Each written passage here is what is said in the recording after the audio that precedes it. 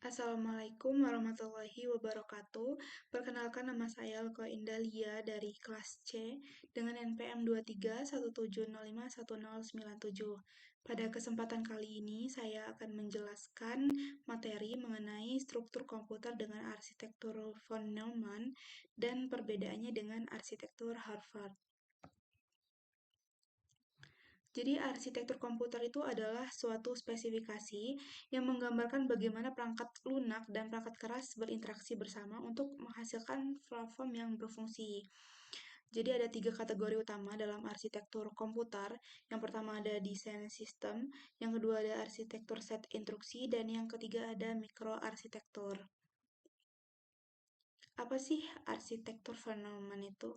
Jadi pada tahun 1945, John von Neumann yang merupakan ahli matematika, dia melakukan penelitian dan mendapati bahwa komputer itu dapat memiliki struktur sederhana yang tetap dan dapat menjalankan segala jenis komputasi tanpa modifikasi perangkat keras. Jadi kemajuan utama von Neumann ini disebut sebagai transfer kendali bersyarat yang memungkinkan data disimpan dengan instruksi dari unit memori yang sama serta dapat dimodifikasi secara aritmatika dengan cara yang sama seperti data. Kemudian ada karakteristik arsitektur von Neumann. Jadi di dalam CPU itu terdapat beberapa komponen. Yang pertama itu ada unit control. Unit control ini gunanya adalah mengontrol pengoperasian ALU, memori dan input-output, serta menginstruksikan mereka bagaimana merespon instruksi dari program yang baru saja dibaca dan diinterpretasikan dari unit memori. Yang kedua ada satuan aritmatika dan logika atau ALU. Jadi karena adanya ALU itu dimungkinkan operasi logika dan aritmatika itu dapat dilakukan seperti penjumlahan dan pengurangan gitu. Operator logikanya ada AND, OR, NOT, dan XOR. Kemudian ada unit memori terdiri dari RAM yang dipartisi dan alamat beserta isinya yang berbentuk binar. Jadi dengan adanya RAM, CPU itu di dalam CPU itu memungkinkan berfungsi lebih cepat karena lebih efisien. Kemudian ada register. Register ini terdiri dari 5 komponen yaitu PC, AC, MER, kemudian ada MDR dan CER. Kemudian ada bus-bus atau bis-bis ya, yaitu sekumpulan kabel paralel yang menghubungkan komponen di dalam CPU. Ada tiga jenis bus. Yang pertama ada bus data, digunakan untuk mengangkut data. Kemudian bus alamat digunakan untuk mengirimkan alamat memori. Yang ketiga ada bus kontrol, itu digunakan untuk mengirimkan sinyal kontrol atau perintah. Kemudian yang terakhir ada masukan dan keluaran. Jadi masukan dan keluaran adalah informasi yang diteruskan dari pengguna dan informasi yang diterima oleh pengguna. Kemudian ada kelebihan dan kekurangan arsitektur von Neumann. Kelebihannya yang pertama itu arsitektur von Neumann itu lebih sederhana pengembangan dan desain unit kontrolnya. Yang kedua, eh, dia meningkatkan efisiensi. Kemudian yang ketiga itu karakteristik yang menguntungkan adalah pemrograman mempunyai kendali atas organisasi memori. Sedangkan kekurangannya, yang pertama eksekusi program itu secara paralel tidak diperbolehkan. Yang kedua, hanya satu bus yang dapat diakses dalam satu waktu. Kemudian yang ketiga, itu meskipun instruksi dan data disimpan di tempat yang sama dan dipandang sebagai keuntungan, namun hal ini dapat mengakibatkan penulisan ulang yang mengakibatkan hilangnya data karena kesalahan dalam suatu program. Kemudian kekurangan yang keempat itu jika program yang rusak gagal melepaskan memori padahal tidak diperlukan, hal ini dapat menyebabkan komputer itu mogok karena memori yang tersedia tidak mencukupi. Kemudian ada kemacetan von Neumann. Jadi karena prosesor dan komputer selama bertahun-tahun mengalami peningkatan dalam kecepatan pemrosesan dan peningkatan memori dalam hal kapasitas, bukan kecepatannya, hal ini mengakibatkan istilah von Neumann bottlenecks. Hal ini karena CPU menghabiskan banyak waktu untuk menganggur atau tidak melakukan apapun sambil menunggu data diambil dari memori. Jadi tidak peduli seberapa cepat prosesornya, hal ini pada akhirnya bergantung pada kecepatan transfer. Faktanya jika prosesor lebih cepat, ini berarti prosesor akan memiliki waktu uh, ideal yang lebih lama gitu.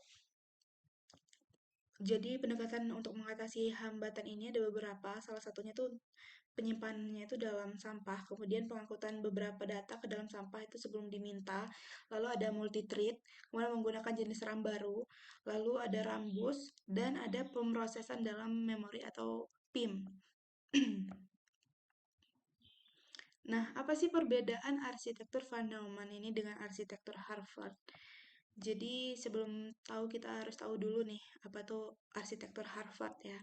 Jadi arsitektur Harvard itu sederhananya adalah arsitektur komputer yang merupakan kebalikan dari arsitektur komputer model Van Neumann yang memiliki dua memori yang terpisah, satu untuk program atau ROM dan satu lagi untuk data atau RAM. Nah, kemudian karakteristik arsitektur Harvard. Karakteristik arsitektur Harvard dengan non-Neumann itu mengandung komponen yang sama ya, ada ALU, ada control unit, dan ada register. Namun perbedaan utamanya adalah bahwa dalam arsitektur Harvard itu pengambilan instruksi dan transfer data dapat dilakukan pada waktu yang sama atau bersamaan karena sistemnya memiliki dua bus, satu untuk transfer data dan satu lagi untuk pengambilan instruksi. Kemudian kelebihan dan kekurangan arsitektur Harvard. Kelebihannya yang pertama itu kecil kemungkinan terjadinya kerusakan data. Yang kedua, instruksi dan data dapat diakses dengan cara yang sama. Yang ketiga, arsitektur Harvard ini menawarkan kinerja yang tinggi karena arsitektur ini memungkinkan aliran data dan instruksi secara bersamaan. Yang keempat, itu terdapat bandwidth memori yang lebih besar dan lebih dapat diprediksi karena arsitekturnya kan tadi memiliki memori terpisah untuk uh, instruksi dan data maksudnya. Kemudian kalau kekurangan dari arsitektur Harvard itu yang pertama memori yang didedikasikan untuk masing-masing data itu harus diseimbangkan oleh pabrikan. Kemudian dibutuhkan lebih banyak waktu untuk memproduksinya, sehingga membuat sistem ini lebih mahal. Kemudian yang ketiga, meskipun dia memiliki kinerja yang tinggi, tapi arsitektur Harvard ini terlalu kompleks. Jadi, terutama untuk diterapkan oleh produsen papan utama. Kemudian kekurangan yang terakhir itu arsitektur Harvard memerlukan unit kontrol untuk dua bus yang meningkatkan kompleksitas dan mempersulit pengembangan. Jadi semuanya kembali lagi meningkatkan biaya atau lebih mahal. Kemudian ini ada perbedaan antara arsitektur Van Neumann dan arsitektur Harvard. Jadi kalau arsitektur von Neumann itu berdasarkan konsep komputer program tersimpan, kalau arsitektur Harvard berdasarkan model komputer berbasis relay Harvard Mark I ya. Kemudian kalau arsitektur von Neumann menggunakan elemen memori fisik yang sama untuk instruksi dan data, arsitektur Harvard itu menggunakan elemen memori terpisah untuk instruksi dan data. Lalu kalau di arsitektur von Neumann, prosesor memerlukan dua siklus clock untuk mengeksekusi sebuah instruksi, sedangkan arsitektur Harvard hanya memerlukan satu siklus untuk menyelesaikan sebuah instruksi.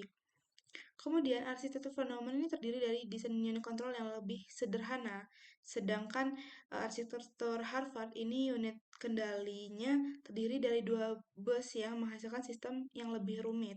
Kemudian pengambilan instruksi dan transfer data dalam arsitektur von Neumann tidak dapat dilakukan secara bersamaan, sedangkan di arsitektur Harvard pengambilan instruksi dan transfer data dapat dilakukan secara bersamaan. Kemudian arsitektur von Neumann ini dapat digunakan di laptop, komputer pribadi, dan workstation. Kalau arsitektur Harvard itu digunakan dalam pemrosesan sinyal dan pengontrol mikro. Jadi itu saja materi yang dapat saya sampaikan.